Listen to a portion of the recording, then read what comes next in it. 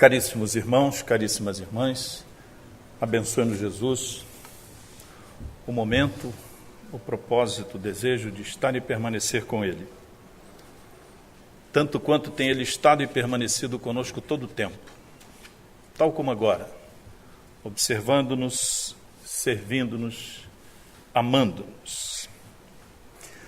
O tema selecionado para as nossas reflexões, breves reflexões, é daqueles que importam um grande desafio, o principal deles, que é conviver com as diferenças. Kardec começa analisando as parecenças, ou seja, as semelhanças, e começa com a relação de pais e filhos, perguntando se os pais transmitem aos filhos, tal como os aspectos físicos, também os aspectos morais, algum conteúdo moral. E os espíritos superiores respondem: os pais não transmitem qualidades ou imperfeições morais. O corpo deriva do corpo.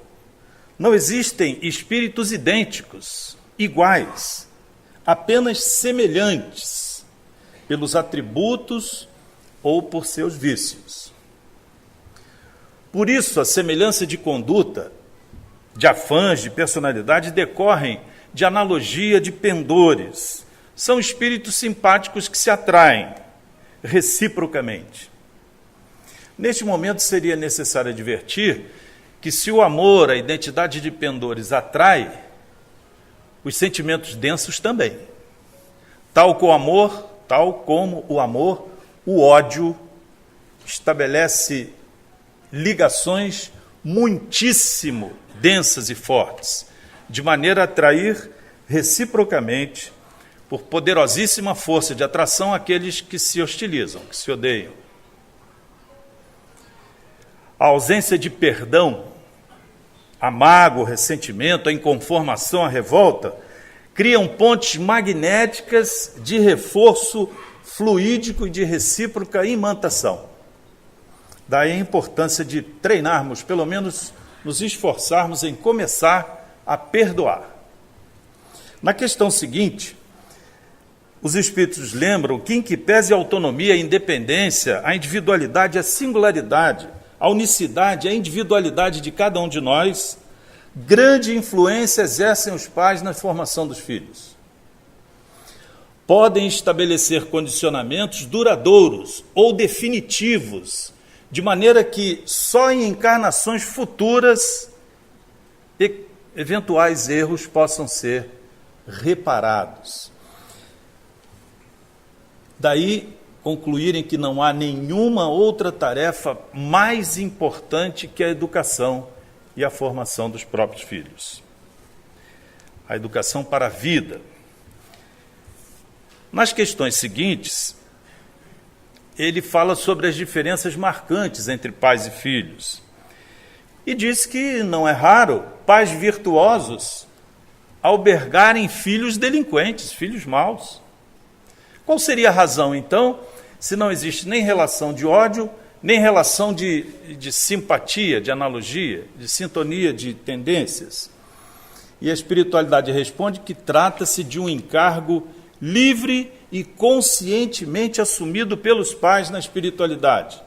Muitos pais exemplares recebem, sim, filhos ignorantes, perversos e mesmo cruéis, de maneira a prepará-los para uma nova vida, servindo de modelo para ele.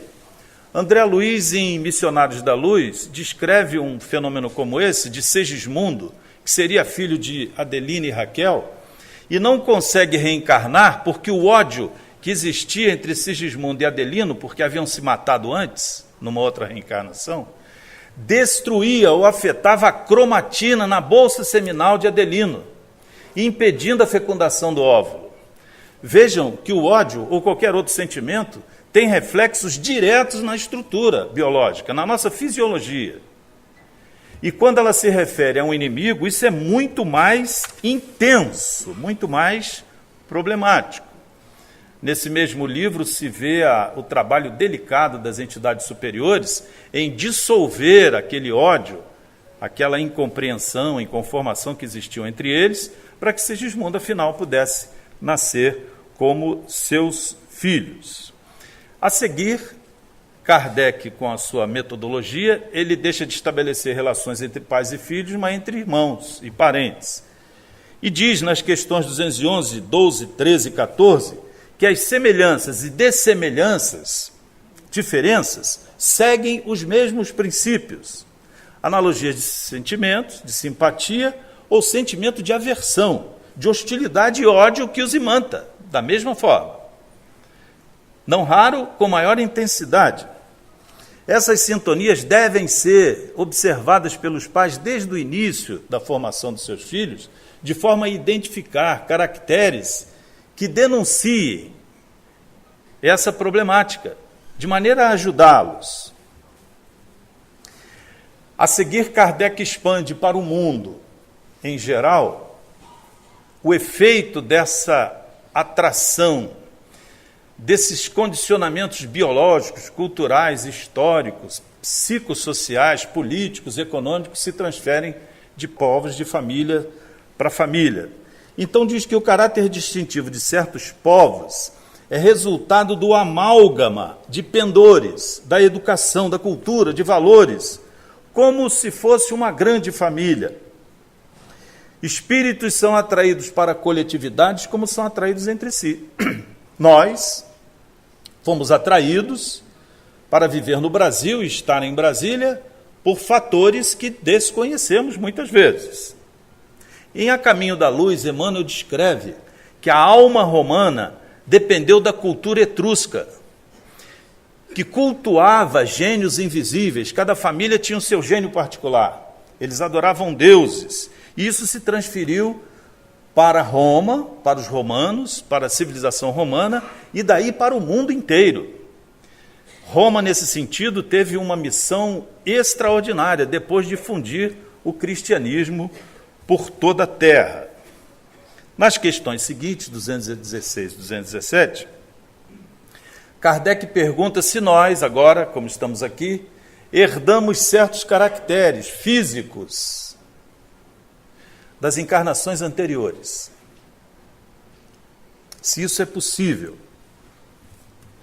E os espíritos superiores respondem que nós podemos sim conservar traços do caráter que possuímos numa encarnação anterior. E essa pode se expressar no nosso próprio corpo, na nossa forma de ser, na nossa atitude diante da vida, assim como na conduta. Mas é preciso que não nos mantenhamos na superfície, porque uma pessoa não bonita, feia mesmo, em que habite um espírito superior, pode atrair muito mais as outras pessoas do que uma pessoa muitíssimo bela que traga em si um espírito mau ou perverso. Há um dito popular que os olhos são o espelho da alma.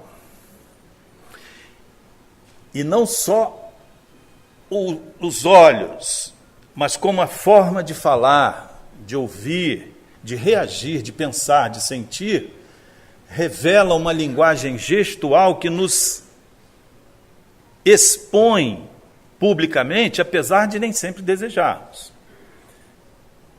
Na lição que despertas, e é um exercício extraordinário que Emmanuel nos convida, né? Nós podemos corrigir-nos em nosso próprio benefício, seja qual for o interesse, a partir da observação da reação das pessoas em torno de nós. E ele explica bem nessa lição como fazer.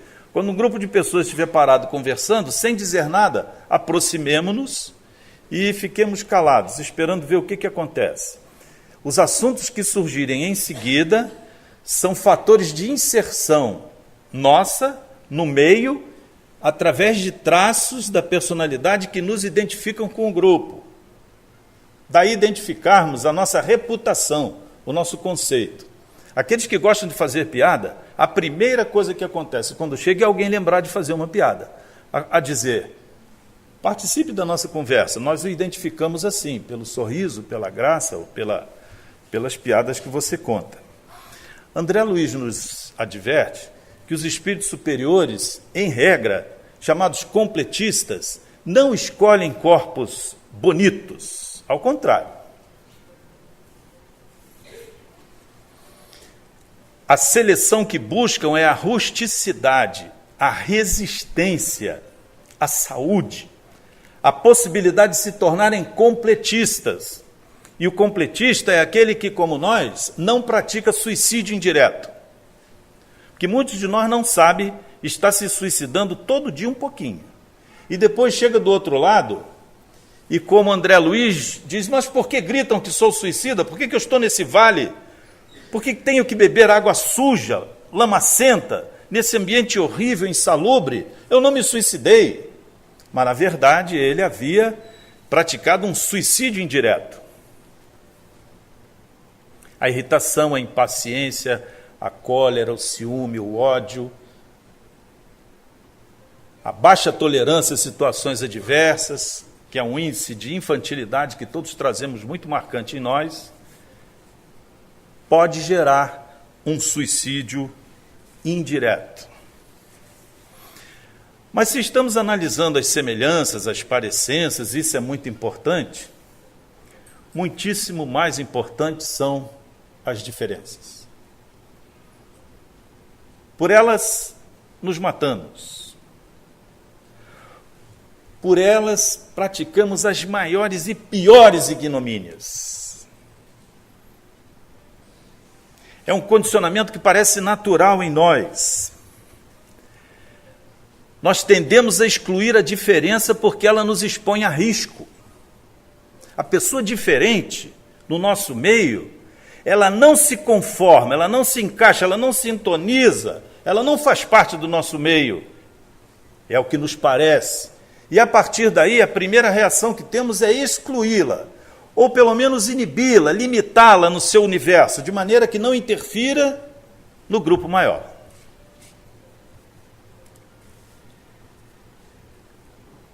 Primitivamente, os filhos que nasciam com defeitos, nós deixávamos para trás por indiferença ou jogávamos as feras para ter tempo para fugir das situações de conflito. E em que pese dizermos-nos civilizados, ainda hoje fazemos isso. Com os filhos, com os amigos, com os parentes em geral. Há uma lição preciosa de Emmanuel em Fonte Viva que se chama A Cortina do Eu, e é sobre isso que nós vamos nos deter um pouco mais hoje. Diz Emmanuel, a antiga lenda de Narciso permanece viva em nossos mínimos gestos, em maior ou menor porção. Nos seres mais queridos. E a relação mais intensa que existe entre nós é a da maternidade ou da paternidade. Amamos habitualmente a nós mesmos, são palavras de Emmanuel. Porque se nossos filhos demonstram pontos de vista diferentes dos nossos, instintivamente enfraquecemos os laços de afeição que lhes consagrávamos.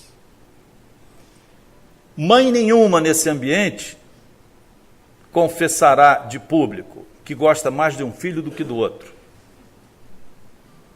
Nenhum pai aqui, se interrogado, dirá, não, você dá preferência a fulano em detrimento de Beltrano. Nenhum de nós fará isso. Mas reflitamos aqui conosco mesmo. Aqueles que não pensam, sentem ou reagem como nós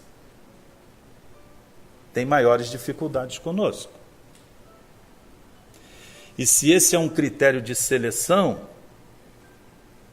de favorecimento, de criação de oportunidades ou não, haveremos de reconhecer que os amamos sim de maneira diferente. Dirão alguns com lógica irretorquível, mas se todos são diferentes, a única maneira de igualar é tratando diferentemente os diferentes. Quando argumentamos assim, é apenas para esconder os sentimentos que não temos coragem moral de assumir, nem diante do público, nem diante do ambiente familiar. Porque conservamos essa cortina do eu, que é parte de um processo natural de lei de conservação que elimina tudo quanto possa causar aresta, dificuldade, maiores problemas de relacionamento. E não há coisa mais difícil de se relacionar do que entre diferentes que manifestamente expõem as suas diferenças. Nos ambientes de trabalho, diz Emmanuel, basta que alguém proponha algo diferente ou mude algum procedimento que adotávamos para que o nosso interesse diminua a ponto de progressivamente gerarmos áreas de conflito, de discórdia, de disputa natural, de ocupação de espaço, de maneira a afastar aquele que demonstrou, no mais das vezes, melhor do que nós, que sabe fazer melhor. Curioso que isso se dá no ambiente espírita, em muita intensidade e grande quantidade.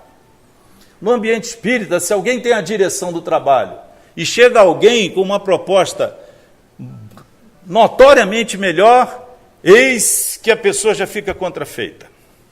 Já começa a mover contra aquela, níveis de resistência, até que alguém sai. É difícil os dois permanecerem. Mais uma vez, estamos confinados na cortina do eu. Estamos amando a nós mesmos. Estamos supondo que a nossa segurança se dá com a conformação, com a mesmice, com a possibilidade de eliminar crises, que vamos viver bem sem que nada mude, como se o mundo estivesse estagnado e nós também. E tudo muda o tempo todo. Na sociedade, aplaudimos aqueles que parecem conosco, nos dramas, nos defeitos, nos sonhos, para excluir os que parecem felizes, conquanto muitíssimo diferentes de nós. Em todos os passos da vida humana, palavras de Emmanuel, encontramos a virtude rodeada de vícios, e o conhecimento dignificante sufocado pelos espinhos da ignorância, da inveja, porque, infelizmente, cada um de nós, de modo geral, vive à procura do eu mesmo. Andamos como cegos, voluntariamente cegos, porque não queremos enxergar o que é oportunamente melhor para a nossa vida, que é a diferença. Insistimos em colocar a vida, as pessoas e todas as coisas no nosso modo de ser, tentando cobrir-nos com uma cortina que mantém as coisas exatamente como imaginamos que elas devem permanecer. Muitos ensaios foram feitos na área da ciência por pensadores religiosos em geral, e hoje nós trazemos o pensamento de Eckhart Tolle, editora Sextante, edição 2015, página 58, do livro Um Novo Mundo, o despertar de uma nova consciência. Como é que Eckhart Tolle expõe essa questão da cortina do eu? Diz ele, somos todos invariavelmente, possuídos pelos pensamentos e sentimentos que cultivamos, estiolando a própria vontade. Curioso isso. Isso é um regime de autossabotagem. Stanley Rosner. Augusto Jorge Cury, na teoria da inteligência multifocal, revela como é que isso acontece. O alto fluxo do pensamento, a âncora da memória, induz-nos a repetir velhos e carcomidos erros para os mesmos problemas, sem a menor tendência de querer mudar, sem o menor esforço em querer perceber que pode haver um outro ângulo do caminho que seja mais interessante. Continua Tolle. Encontramos-nos confinados pelo que ele chama de ego, numa prisão que nos infelicita e causa infelicidade àqueles que nos cercam. Pela insistência em manter o mundo à nossa perspectiva, à nossa forma. cultivamos uma mente egóica.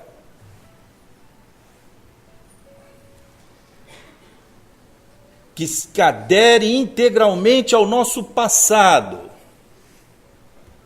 à nossa formação, à nossa cultura, à nossa religião, à nossa família, à nossa sociedade, às nossas lembranças, às nossas interpretações, às nossas opiniões, os nossos pontos de vista, as nossas reações, as nossas emoções, aos nossos sentimentos. E por que é assim? Por que isso acontece? Diz ele que, dentre os condicionamentos muito graves, há alguns teóricos que determinam o princípio do consenso que arrasta a maioria. E quase não podemos reagir em torno disso. Parece que passou a ser moda agora ver os erros de Descartes, né? Tolle também fala do erro de Descartes. Tal como Antônio Damasio, um dos maiores neurocirurgiões do mundo, que afirma que Descartes fixou a sua certeza no pensamento, quando toda certeza possível repousa nas emoções. No livro também chamado O Erro de Descartes. Mas como é que Tolle encontra, e de maneira muito interessante, o erro de Descartes? Descartes perguntou a si mesmo: há algum conteúdo, alguma categoria, alguma noção, alguma ideia que me dê absoluta certeza de alguma coisa? Começou assim: se o mundo é cercado de incerteza, há alguma coisa imune à dúvida? Que podemos ter como certeza absoluta, que parece um pleonasmo, né? Porque certeza só pode ser absoluta, porque se não for absoluta já não é certa, não é certeza, né? Então, disse ou pensou Descartes: o pensar se encontra além de qualquer dúvida. Como é que ele chegou a essa conclusão? Se eu duvido, não posso duvidar que eu mesmo duvido. Se duvido, estou a pensar. Se eu penso, eu existo. E ficou mais marcada em sua vida a ideia do penso, logo existo. Quem vai contestar isso? Ninguém. Mas Tolle contestou. E disse o seguinte: sem perceber, Descartes igualou o seu ser à sua emissão de pensamento. Ou seja, o que ele pensava passou a ser ele mesmo. Encontrou a verdade suprema em seu pensamento. A certeza absoluta de Descartes era um encontro com o ego. Mas ele não sabia disso. Precisou que Sartre, 300 anos depois, dissesse assim: a consciência que afirma eu sou, não é a consciência que pensa. Imaginemos agora a seguinte situação: se eu estou pensando o que estou pensando agora, há alguma coisa além do meu pensamento. Logo, esta consciência não faz parte do pensamento. Se eu sonho sem consciência de sonhar, estou envolvido nos sonhos como nos pensamentos. Mas se eu sonho, como muitas vezes nos acontece, tendo certeza de que está sonhando, porque se vê numa outra dimensão, mas que sonho terrível, por que eu estou sonhando isso? Nesse momento ele encontrou uma supraconsciência. Significa dizer que a nossa tarefa é romper com a escravidão do pensamento, e incluiremos o sentimento, para verificar que quem pensa, o eu que pensa, esta consciência que pensa, não é produto do pensamento, porque se fosse só do pensamento, ela não se identificaria nesse contexto. Logo, há uma consciência autônoma que está além, muito além dos pensamentos. Há uma consciência que não faz parte do conteúdo do que pensamos, do que sentimos e de como reagimos. E é fascinante buscar este conteúdo. Conversar consigo mesmo. Deixar de ser escravo do que pensa. Porque hoje, tal como Jorge Cury afirma, nós reagimos às situações em relação ao que pensamos com o nosso conteúdo do passado. Tendemos a reproduzir a mesma briga, o mesmo conflito de maneira irracional.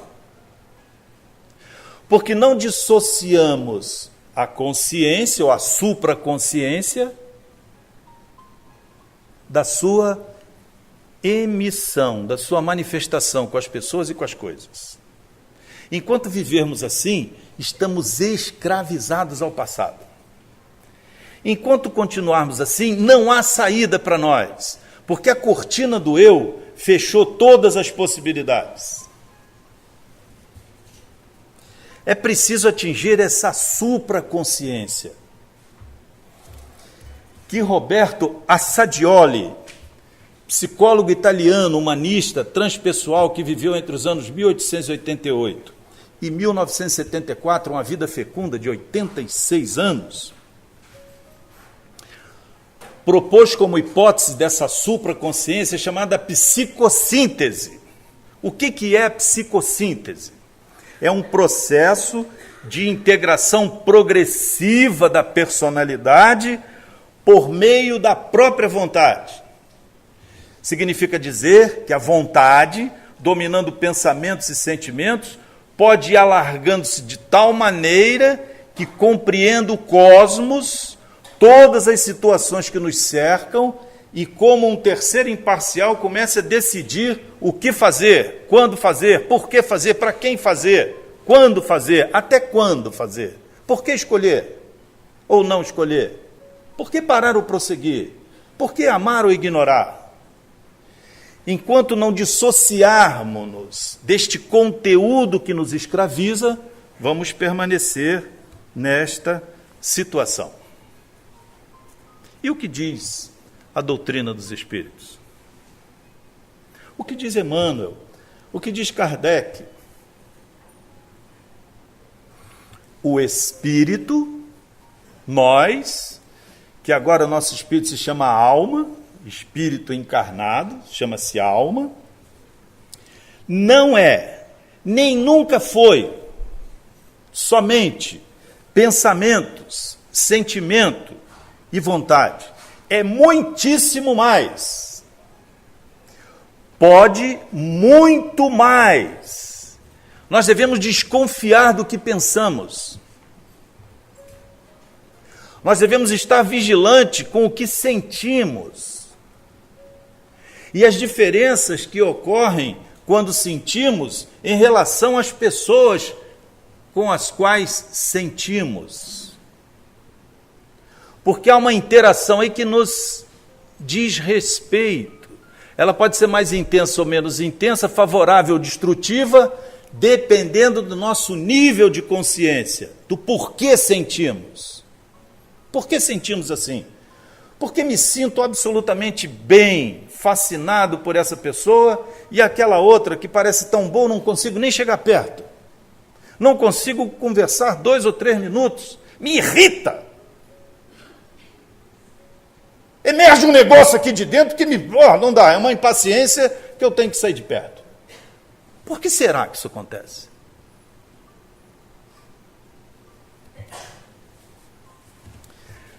A conclusão que poderemos chegar é que todos somos muitíssimo mais do que pensamos.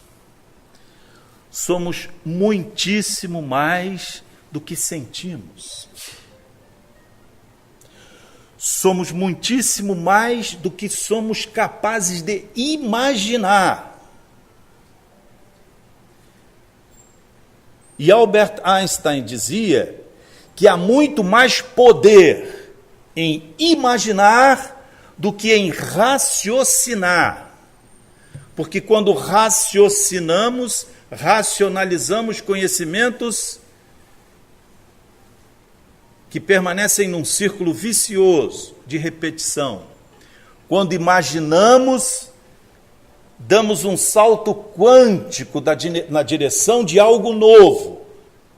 O nosso círculo deixa de ser vicioso para ser um círculo virtuoso, vertical. Imaginar tem mais poder que pensar, do que sentir, do que raciocinar. E é aí exatamente que repousa o conteúdo divino das nossas existências. Somos capazes de construir o que quisermos para o nosso futuro. Absolutamente tudo que quisermos. Podemos começar isso agora, se o quisermos. Se imaginarmos que somos mais, que podemos ser melhores, que devemos ser diferentes, que devemos procurar algo melhor para nós e para todos. Não podemos, queridos irmãos, tal como nos encontramos agora, permanecer escravizados pelas perdas, pelos acontecimentos, pela posse, pelo ego. As perdas em nossa vida são a regra.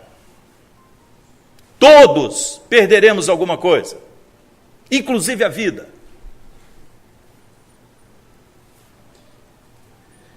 Perderemos a afeição de alguns, parte do patrimônio, quem sabe, a presença de pessoas amadas que se vão e aos nossos olhos não voltam mais. Vamos perder sim a nossa reputação, a nossa posição social, o nosso conceito, o nosso trabalho, a capacidade física, a juventude, a beleza, a saúde, o vigor físico, a alegria. Vamos perder, sim, inevitavelmente. Se nos mantivermos tal como estamos hoje. Porque hoje, apesar de todo o conhecimento já gerado, nós insistimos em permanecer num sistema dual, dicotômico, de perdas e ganhos. Quando somos visitados pela enfermidade, pela dor, pela aflição, pela perda, pela morte, há sempre dois caminhos. O da resistência ou da resignação. E para ambas escolhas, nós temos um sem número de argumentos. Quando resistimos, na verdade, nós queremos estancar o tempo, nós queremos modificar a situação, as pessoas, os fatos. Quem de nós muda os fatos? Você perdeu. Perdeu. Ponto final. Tornamo-nos lamuriosos, queixamo-nos das situações, nos tornamos amargos, ressentidos, solitários, revoltados. Passamos a cultivar a ideia de uma injustiça. Todos me conhecem bem, sabem que eu não mereço isso, mas já aconteceu. Desenvolvemos uma tal autopiedade que é dissolvente da própria energia. Ficamos com pena de nós mesmos. Aos poucos, implodimos, descompensamos, destruímos as próprias forças que vicejam dentro de nós. E aí surgem as enfermidades. O processo do suicídio indireto a que nos referimos. Inevitavelmente. Eckhart Tolle diz que nós não somos os fatos. Por mais que eles nos humilhem, por mais que eles nos deixem em xeque perante os outros, por mais que sejamos alvos da calúnia, da perfídia, da traição, nós não somos aquilo. E se não somos aquilo, não precisamos nos preocupar. O tempo, o abençoado e explicador de todas as coisas, na feliz expressão de Emmanuel, recolocará as coisas nos devidos lugares. Mas para isso, é preciso resignação. A resignação, dizem os Espíritos no Evangelho segundo o Espiritismo, é o consentimento da emoção, do coração, dos sentimentos, é a aceitação interior que liberta. Acabou, tudo bem. Olhamos para frente, não para trás. A resignação engrandece, encoraja, ilumina, soergue, anima, fortalece o sistema imunológico, felicita, redime, liberta.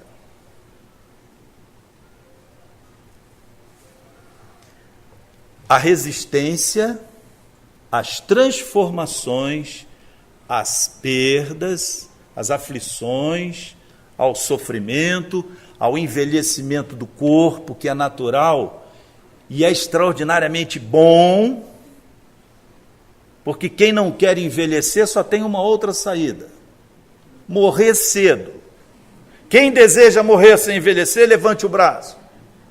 Não, eu quero envelhecer, mas quero ter a mesma capacidade que tinha quando jovem, eu quero sentir as mesmas coisas. Ou seja, quer contrariar o fluxo natural. Não há como. Mas está vendo essa ruga? Cada vez que eu me olho, meu Deus. E a mão denuncia logo, a mão não tem jeito. E esse círculo vicioso de reproduzir sofrimento em cima de sofrimento congela-nos ao passado, que não temos mais, já mudou. Ponto. Não há como retroceder. É belíssimo envelhecer com dignidade, expondo a calvície, as rugas, mas não vamos exagerar também, né?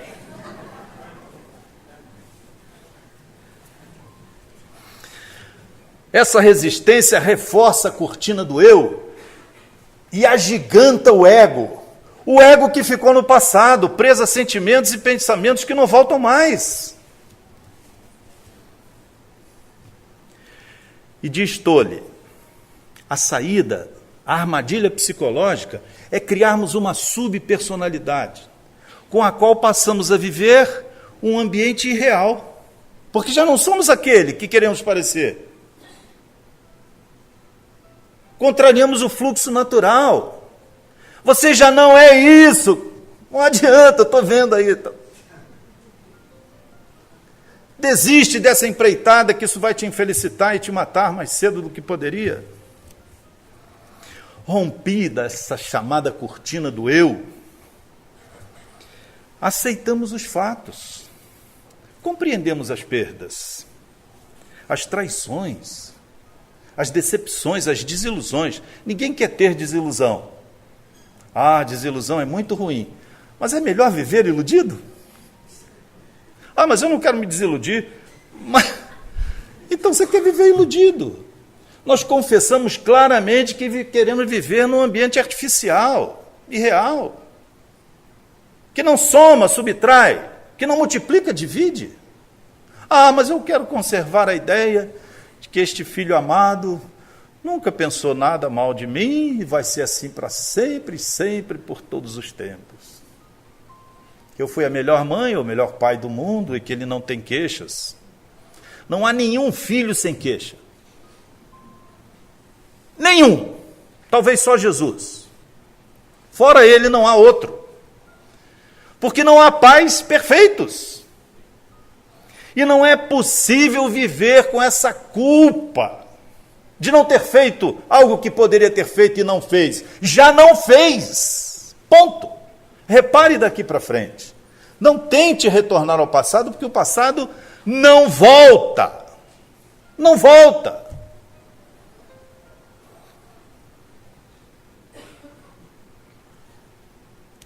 A ruptura da cortina do eu é a libertação do espírito, da cortina do ego.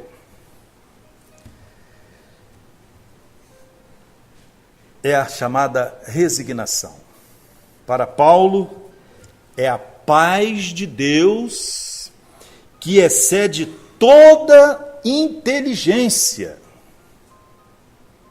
toda compreensão. toda possibilidade de inferência, de dedução, de explicação. Ela está muito além de tudo, porque esta é a comunhão com o divino. Rompida a cortina do eu, abrimos o nosso coração à sublime fecundação das sementes divinas, que são sempre magnanimamente derramadas sobre nós, como agora. Os médiuns videntes certamente observarão isso. Sobre as nossas cabeças, os nossos corações, os nossos pâncreas, os nossos seios, as nossas próstatas, em que pese a localização tão íntima, são agora visitadas por esta sublime fecundação, em fórmula de flocos, de estrelas, de pequenos fragmentos, que se derramam numa intensidade que nos comove, nos emociona. É a abertura involuntária do ser à sublime comunhão. Porque estamos sendo agora induzidos por essas entidades a esquecer por segundos o que ficou para trás. Rompida a cortina do eu, a natureza, todos e tudo começa a conspirar a nosso favor. Não te queixes, nem reclames. Sorriso é paz no caminho. Quem se alegra segue em grupos. Quem chora fica sozinho. Manuel Serrador.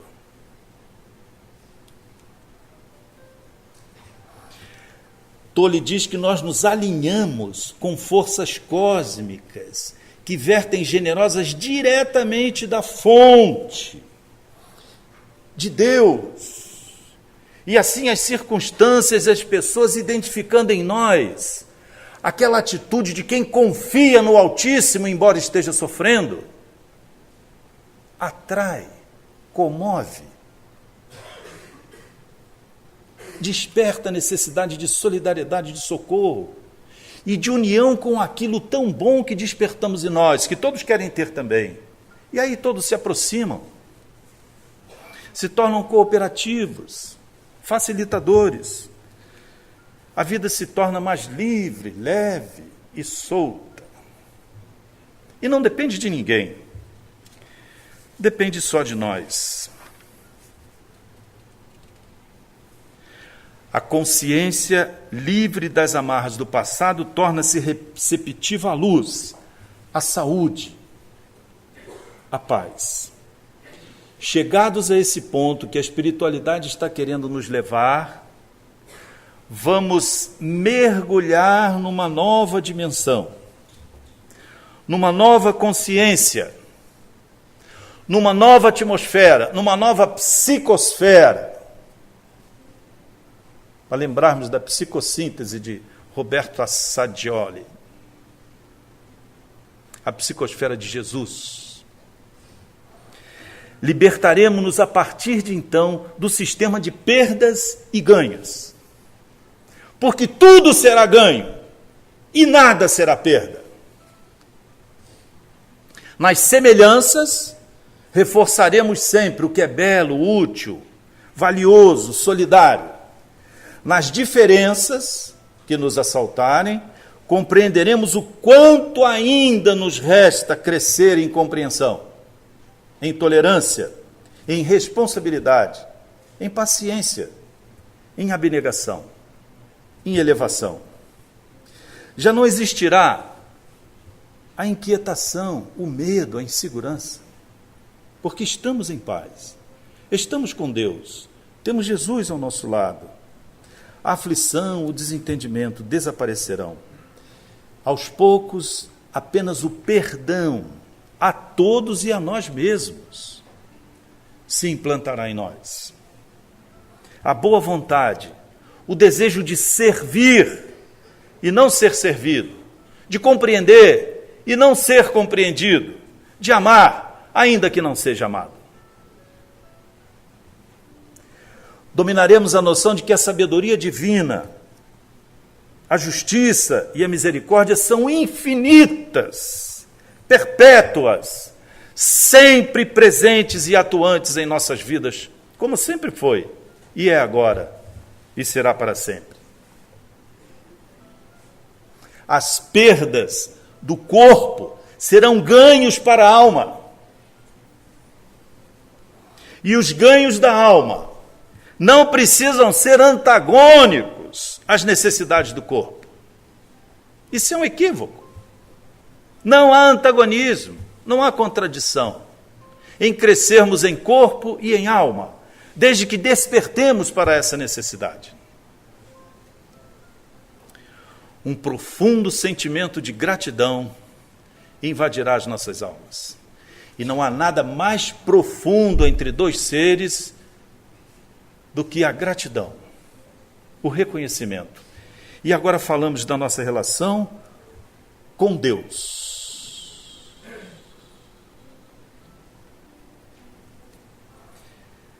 Com a comunhão bendita com as forças que emergem generosas do seu seio. Agora e poderá para sempre. Nada nem ninguém poderá afetar-nos esta sublime união. Porque quando estamos em paz, quando estamos com Deus, nada nem ninguém pode perturbar-nos. A vida, os sonhos, os anelos. Que possamos dizer a Deus o quanto somos agradecidos pelo dom da vida, pela possibilidade simples de existir. E em oração, com Amélia Rodrigues, diríamos a Ele: muito obrigado, Senhor. Muito obrigado pelo que me deste. Muito obrigado pelo que me dás.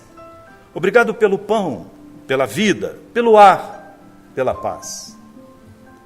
Muito obrigado pela beleza que os meus olhos veem no altar da natureza. Olhos que fitam o céu, a terra e o mar, que acompanham a ave ligeira que corre fagueira pelo céu de anil e se detém na terra verde salpicada de flores em tonalidades 1000. Muito obrigado, Senhor, porque eu posso ver o meu amor. Mas diante da minha visão, eu detecto que cegos guiam-se na escuridão, onde tropeçam e choram.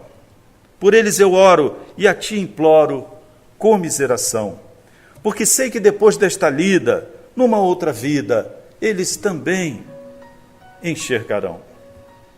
Muito obrigado, Senhor, pelos ouvidos meus que me foram dados, ouvidos que ouvem o tamborilar da chuva no telheiro, a melodia do vento nos ramos do almeiro, as lágrimas que vertem dos olhos no mundo inteiro.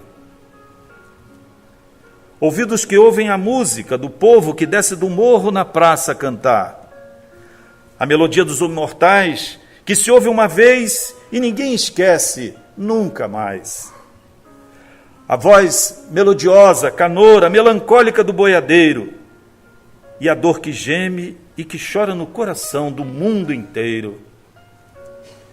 Pela minha alegria de ouvir, pelos surdos eu quero pedir, porque eu sei que depois desta dor, no teu reino de amor, voltarão a ouvir.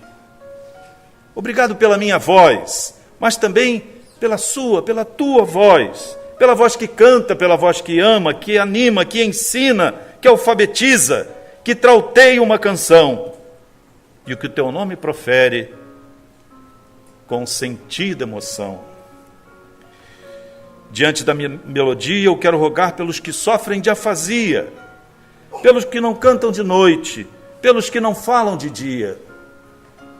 Oro por eles porque sei que depois desta prova, numa vida nova, eles voltarão a cantar e cantarão.